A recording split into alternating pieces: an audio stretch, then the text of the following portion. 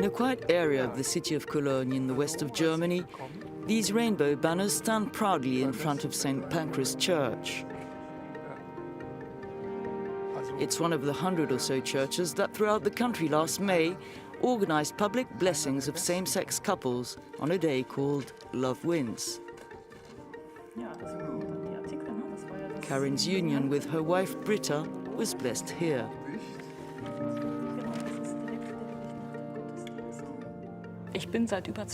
I've been with my wife for over 20 years.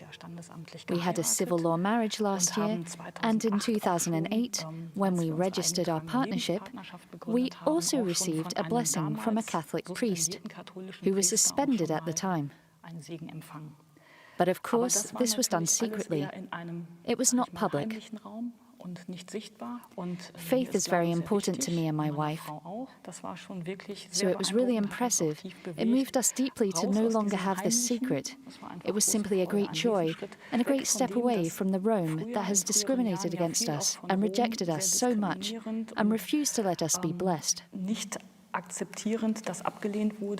You are the man who authorized these blessings in this church. What is your motivation? When I was a kid, there was a father, a mother and a child. That was a family. But now it's very different. You can have two dads, two mums, patchwork families and single parents.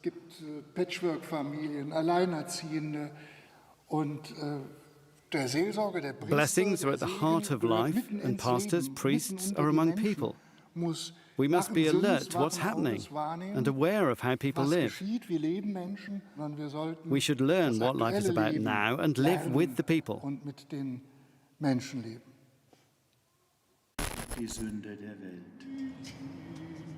In defiance to Vatican doctrine, the blessing of homosexual unions is just one of the expressions of a growing reform movement in Germany. Discontent is also fueled by paedophilia scandals. The Archbishop of Cologne has been under fire for having delayed the publication of a report on sexual abuse of minors by members of his diocese. Indignation among German Catholics is at an all-time high. Housed in Cologne's administrative court, this office is where dozens of people come every day to officially leave the Catholic Church. These files are from 2020. Those shelves over there start from January 2021. The demand to leave the Catholic Church is so high that the server at the application office broke down once. This led us to increase the number of appointments we offer. We originally offered 600 appointments per month, and we are now up to 1,800.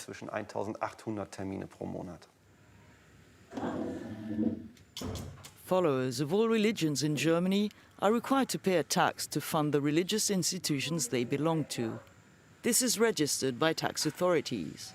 But with the recent scandals, more and more Catholics want out. It's not acceptable. The church won't get any more support or money from me. Doris served in the Catholic Church for many years. She left it a year ago. She continues to work within the Christian community with a movement called Maria 2.0, which advocates thorough reform of religious institutions. The demands of Maria 2.0 are essentially to address the causes of sexual violence and to stop its perpetrators from holding office.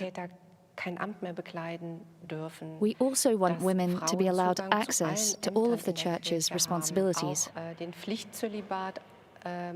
Compulsory celibacy must change so that everyone has a choice. Sexual morality must change too. It no longer corresponds to the world we live in. It's simply ostracizing and inhuman.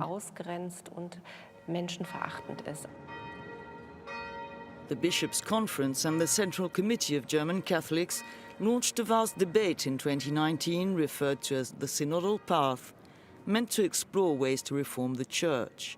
Their conclusions are due next year. Marianne is actively involved in the debate. Every month, she comes to preach in this care home.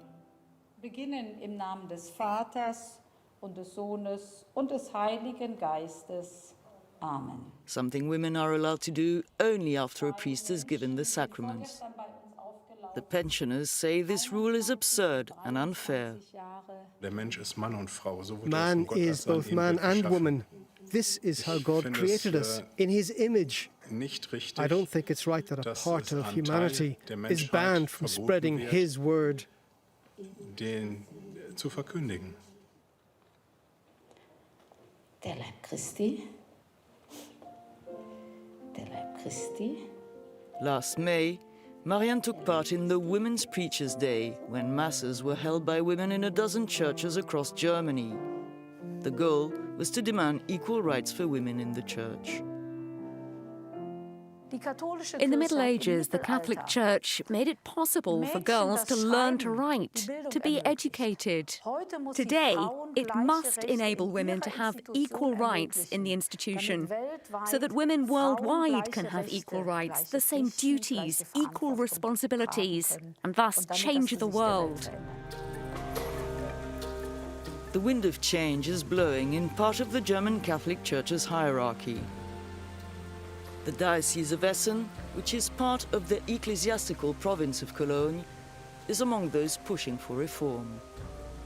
Defection among followers and a drop in vocational calling will continue, says the diocese's deputy bishop, unless something is done.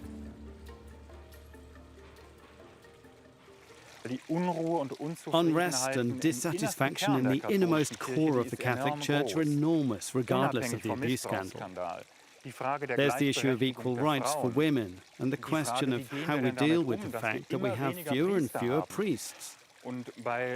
Also, when same-sex couples or homosexuals are being told to their face that the way they live is actually a sin, this is hurtful and offensive.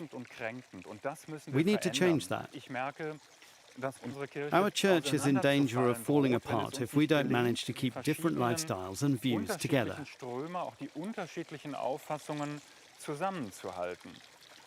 That's why we're campaigning so much for change, for reform, and also for more plurality in the church, for more openness, to stop the desertion of more and more people.